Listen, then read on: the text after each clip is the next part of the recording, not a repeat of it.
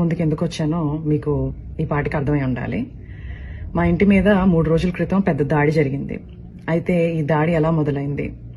రాంబాబు గారు గుడికెళ్ళి తిరిగి ఇంటికి వస్తుంటే కొంతమంది టీడీపీ వాళ్ళు కర్రలు పట్టుకుని రాళ్లు పట్టుకుని ఫిజికల్ అటాక్ కి వస్తూ థ్రెటన్ చేస్తూ ఆయన రెచ్చగొట్టే ప్రయత్నం జరిగింది. కొంత బూతు పదజాలం వాడుతూ ఒక మహిళ.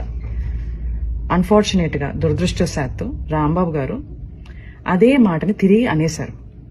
ఆ స్పర్ ఆఫ్ ద మూమెంట్ లో ఇంటికి వచ్చారు, రియలైజ్ అయ్యారు, ప్రెస్ మీట్ పెట్టారు.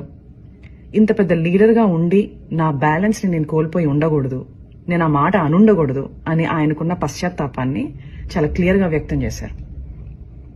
అయినా వాళ్ళు తృప్తి చెందలేదు. లీగల్ కాన్సిక్వెన్సెస్ ఫేస్ చేస్తానని కూడా ఆయన చెప్పడం జరిగింది. కానీ వాళ్ళకి వేరే ఎజెండాస్ ఉన్నాయి. టీడీపీ గూండాలు తండోపతండాలుగా 9 నుంచి 10 గంటల పాటు నిర్విరామంగా మాట అన్న మనిషి మీద అటాక్ మాత్రమే కాదు, ఆయన కుటుంబం మీద, ఏమీ తెలియని రాజకీయాలతో సంబంధం లేని మా మదర్, మా సిస్టర్స్, వాళ్ల పిల్లల మీద అటాక్ చేయడం జరిగింది.